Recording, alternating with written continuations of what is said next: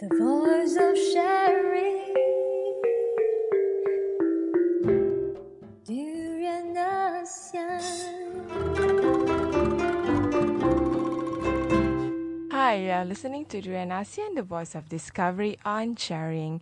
Today we are going to start our ASEAN breakfast call with more news and exciting dialogues throughout the day between 8 to 10 o'clock. You can tune in to on your mobile, or you can listening to the website www.durianasean.com. So we are going to start off our news today with a headline by about Thailand's junta announces economic crisis plan. So Thailand's ruling junta has announced a series of measures aimed at averting an economic crisis 2 weeks after the generals took power in a coup. Chief Marshal Prajin Juntong said the priorities were restoring the confidence of investors and maintaining fiscal disciplines. General Prajin laid out the junta economic places late on Sunday with a list of long-term priorities. Will the list include a promise that spending would not exceed the limits to be laid out in a forthcoming budget? So in the short term, he said a price cap on fuel would remain in place for 30 days, while wider restructuring of taxation was finalized. Analysts say the fact that the junta is detailing its economic plans is another suggestion that it expects to be in power for some time. Well, Army Chief Gen Prayun Chao Ocha announced on Friday that elections will not be held for more than a year to allow time for political reconciliation and reform. I am not really sure this is a very good plan, but on the long term, 1 year is quite a long time for recovery. I think the junta should give just a couple of months for it to restore, order. But I think in a way, this the politics of Thailand is not easily to be solved by just having military coup, because it has happened prior to this, and it is still happening. The partisan system. I mean, the partisan political party, and partly it's also, like I said earlier, a couple of weeks earlier, partly it's because of the high inequality in the country. So in a sense, political parties already exert who are their constituents, and for some people, and for some political parties, is the rural areas are their constituents, while another is the middle class and upper middle class, who would support them, providing more gap towards this partisan politics. So even having a military junta in place, I don't think it would create any sort of significant political reconciliation and reform. It would probably be just another way for the junta to take over power in the country. Anyway, this just a speculation of mine. I think in the upcoming months, probably what would the junta do? We should definitely, the international and local media should definitely, and also analysts should definitely have a closer look at what is happening right now. So next off is Philippines. Philippines arrests Muslim rebels over killing of U.S. troops. Philippine security forces have arrested a Muslim rebel responsible for the death of 2 U.S. servicemen in September 2009 roadside bombing on the remote southern island of Jolo, a police general said on Monday. So Jolo is a hotbed of Muslim rebels and Al-Qaeda-linked Islamist militants. Dozens of U.S. troops are still deployed there to train and advise Filipino troops in fighting the small but violent Abu Sayyaf group. The group carried out extortions and kidnapping for ransoms. The militants are holding hostage 3 Chinese, 2 Germans, a Japanese, a Swiss, and a Dutch national. They recently freed a Chinese woman and a Filipino resort worker. The troops were on their way to inspect a school project when their vehicle, a Humvee, rolled over and improvised bomb. 3 soldiers were killed and 3 were wounded. In March, government and Philippines' largest Muslim rebel group in Moro, Islamic Liberal Front, reached a deal to end 45 years of conflict that has killed more than 120,000 people, displaced 2 million, and stunted economic growth. But from what I see is, I don't think anytime soon the peaceful agreement would actually militarize into something much more concrete. It seems like the Muslim rebel groups, who is partly linked to Al-Qaeda Islamic militants, are still very much active in these remote areas in Mindanao, and I think somehow they have a point to prove by via all these kidnappings. And I mean, just look at the people that they kidnap. All are foreigners of foreign descent, of non-Southeast Asian descent. Either they are from Chinese, German, Japan, Swiss, and Dutch nationals. So I think what they are trying to prove upon is to the international community, not so much to the Southeast Asia. Probably there's, except for that Filipino resort worker, which they recently fled. But I think they want to prove a point towards the international community that they want to have self-determination, and they don't want the Filipino government to take over them. I guess that's the reason why even after the peace agreement, they still have the capacity to, conduct all these bombings and kidnappings. Next off, we have Malaysia. So the Sun Daily reported that, there's no trace of the pig DNA in chocolate samples. Interesting, huh? So this has been going on for quite some time, and we even monitored it last week. The news back then was that there were a few samples that the health ministry, officers from the health ministry negates that and reported that 2 Cadbury chocolate samples were tested to have traces of porcine DNA. Porcine is another word for pigs, of course, and since then, Cadbury had recalled their products, Cadbury Dairy Milk Hazelnuts, and with a batch, this is quite technical, so with a batch number 200813M01H12 that expires on November 13, 2014, and Cadbury Dairy Milk Rose Almond with batch number 221013 and 101R I1 that expired on January 15, 2015, after the Health Ministry made announcement last week.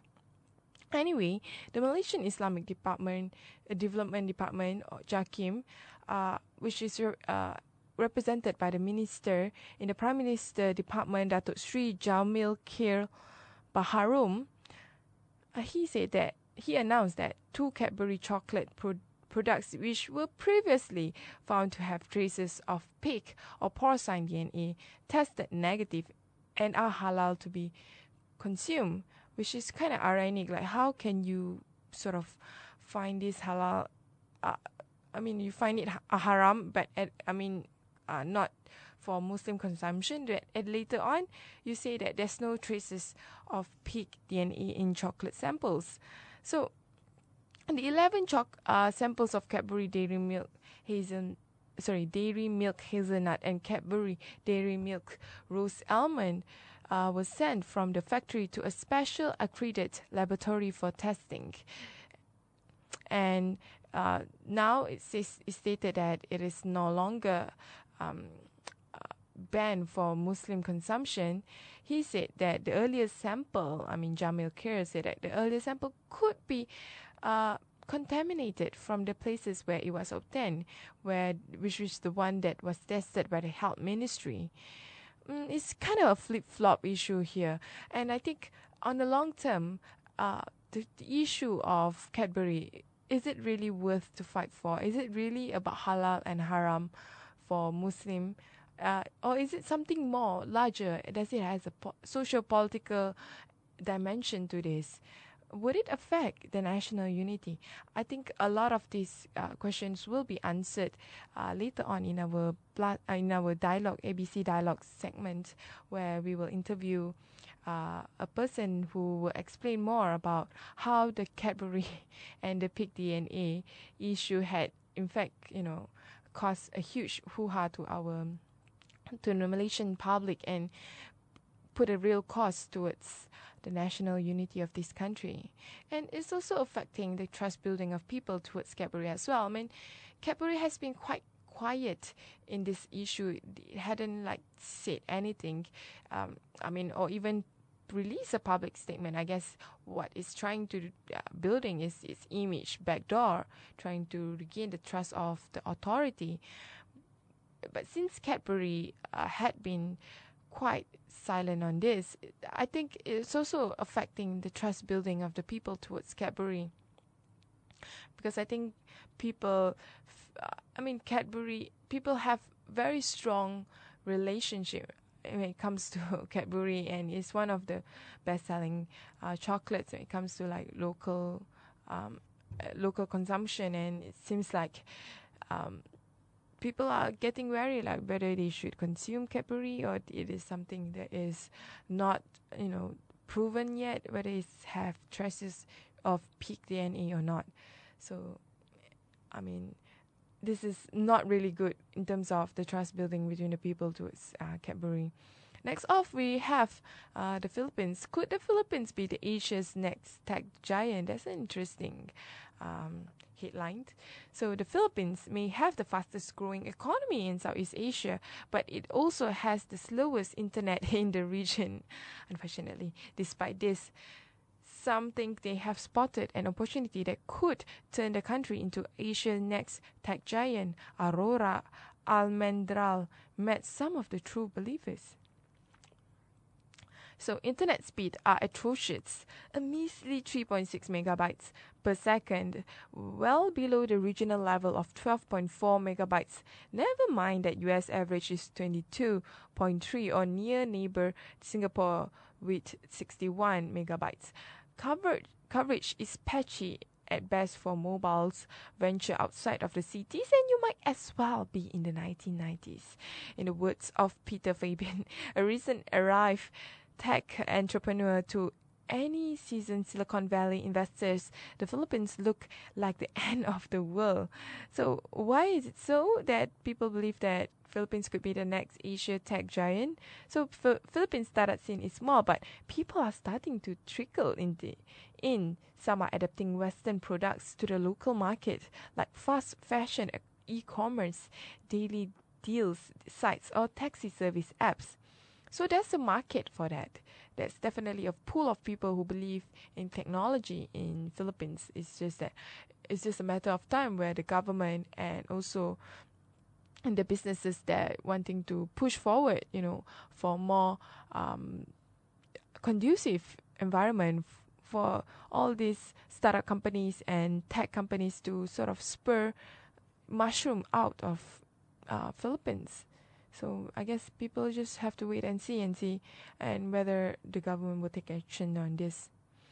But I personally believe it's still a long way for Philippines to move forward to be a tech giant or the tech tiger, because we have other countries that is much more economically developed that could have a better chance at this, especially with Singapore and Malaysia. And most probably Indonesia as well.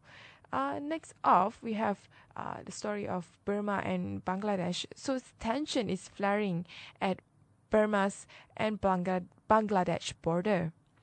Troops clashed at the Burma-Bangladesh border on Friday as tensions boiled over while Burmese soldiers were returning the body of a Bangladeshi killed in a skirmish 2 days before. Citing Devraj Bicharya, the Bangladeshi police chief in the district of Bandarban, The report said the gunfire broke out on Friday afternoon when the Burmese border police failed to return the dead soldier bodies on time. So Burmese authorities this month have reported 3 separate clashes in the border zones on 13, 17 and 28 May. They have asserted each time that the gunmen alleged to have killed up to 4 Burmese police in one incident were members of the armed group Rohingya Solidarity Organization. So the issue between Burmese and Bangladesh is as complex as usual as well. I mean, the issue of Rohingya has become an international issue, and in fact, a lot of their people are asking for into the international community to take their focus towards Rohingya. How much of the government have done in terms of trying to create a genocide, if that's a word to describe it, where people are now in refugee camps and they are denied their rights as equal citizens, and also deny their rights for basic needs. A lot of the kids there are refused and also being discriminated in terms of basic needs such as housing, healthcare and education and all. So, I mean, the tension flare at Burma and Bangladesh border probably translated how much racism has spurred towards the Burmese government towards the so-called Bengali people or the Bangladeshi people. Anyway, Singapore. Let's move on to Singapore. Sorry. Activists in Singapore will protest CPF system on 7 June. There's this hashtag, Return Our CPF. It's the new war cry of some Singaporean activists who want the Central Provident Fund, or CPF, seemed to be the latest hot topic of debate in the nation state. Set to speak at Hong Lim Park this Saturday afternoon are political figures such as former presidential candidate Tan Kin Lian, Reform Party chief Kenneth Jeyaratnam, as well as representatives from the Singapore Democratic Party. There's no transparency and accountability towards how the government is using our CPF monies or the returns derived from CPF funds. All this despite MPs calling for higher rates and improvements of our CPF system practically every year, she wrote. As such, this event aims to highlight the inadequate measures in place to protect the retirement needs of Singapore. The hashtag Return Our CPF protest will be held on Saturday, 7 June from 4 to 6 p.m. at Hong Lim Park. So if there is a law that required the government to publish the annual PL account of CPF, then there will be less conspiracy theories. That's why we need to vote more opposition into parliament. That was stated by the press conference there. But the interesting part is, I mean, the opposition or activists in Singapore are now tackling more, I would say, mainstream issue, critical issues to Singaporean people, and the CPF itself is definitely a critical mainstream issue that I think the general public in Singapore would take notice with and would understand how much it means to them that the government has taken off their freedom and transparency. As such, the event will be held 7 June, which is 4 days later, and we look forward to more Singaporean people being more active in the civil society and having the government more accountable towards the people of Singapore. Last off is government willing to is a news of Malaysia, and the government willing to negotiate oil royalties increase with Sarawak. It was spoken by the Prime Minister Datuk Sri Najib Tun Razak. He also said that the federal government is willing to negotiate Sarawak's request to increase oil royalties from 5% to 20%. The State Assembly has approved a motion to seek an increase of oil royalties from 5% to 20%. Chief Minister Tan Sri Adinand Setam has whispered in his ears about it. This was spoken by Najib at the national level Gawai Dayak celebration in Miri. Oh yeah, by the way, this last week was early this week was, and also last week was actually the Gawai Dayak celebration, and Gawai is the harvest festival in the Borneo Islands, at the Borneo Island, and it is a celebration that I think people from Peninsular Malaysia should be aware of and should make into a national holiday where everyone can enjoy and understand the importance of the Gawai celebration or the harvest celebrations. So return back to the story of the oil royalties increase in Sarawak. The government said that they are willing to listen and talk whether it will be such an increase in oil royalties or whether we can look at forms of increasing the allocation direct into the state accounts. Najib continued to say that he would consider that. In fact, he referred to Putrajaya on Sarawak's excellence working relationship and stated that the federal government would have no problem negotiating the matters. The Sarawak State Assembly sitting in May approved a special motion to seek royalties from the state's oil and gas oil and gas revenue to be increased from 5% to 20%. And this is interesting because Kelantan government has been asking for oil royalties, for an increase of oil royalties for quite some time, and also other countries like Sarawak and Sabah. But I think it is a positive move for the government to actually accept and willing to listen to the voices of the Sarawak people and actually negotiate for oil royalties. And it also shows that the government are actually seeking to win the hearts and mind of the Sarawak people, and especially Sarawak and Sabah has become their main I would say backbone, especially during the general election last year. And for the government to willing to negotiate oil royalties, meaning that it would perhaps benefit the people of Sarawak. But that is if the oil royalties trickles down. I mean, the revenues and the fund for the oil royalties trickle down to the people. And more often, what is happening in Sarawak right now is being ruled by. It used to be ruled by a chief minister that has been on his position for more than a few decades, and even though he has stepped down, but I think his presence is still there. He is still one of the most powerful people in Sarawak, or if not the most powerful. And in the case of Sarawak royalties, it is important, I think, for Najib to exert its power, and by especially soft power and winning the hearts and minds of the people. And Sarawak is one of the most poor one of the most poor state in the country when it comes to earning per capita. But when it comes to GDP, it's actually quite a country that has made quite a progress. I mean, is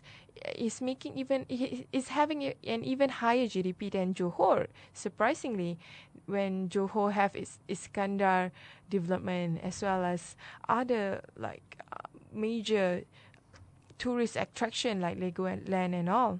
So it shows that Sarawak is a rather different state compared to Sabah when it comes to analysing its economic disparity. But I believe the oil royalty, if it's being managed well, it would definitely level out the playing field between all Sarawakians.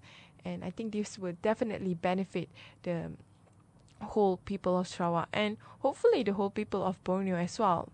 And the interesting part is the request is to increase the oil royalties from 5% to 20%. That's a huge jump, especially at 20%. I mean, considering that government are making revenues from oil export and oil refinery for billions of ringgit, and just having a 20% oil royalty uh, of what the production of those oil, I think it would definitely benefit the local government of Sarawak, as well as hopefully the people of Sarawak as well. I think what is the key, I would say, basic needs that needs to be addressed in Sarawak is definitely the socio-economic dimensions, education, economic disparities, and also in terms of basic needs like housing, employment, and all that.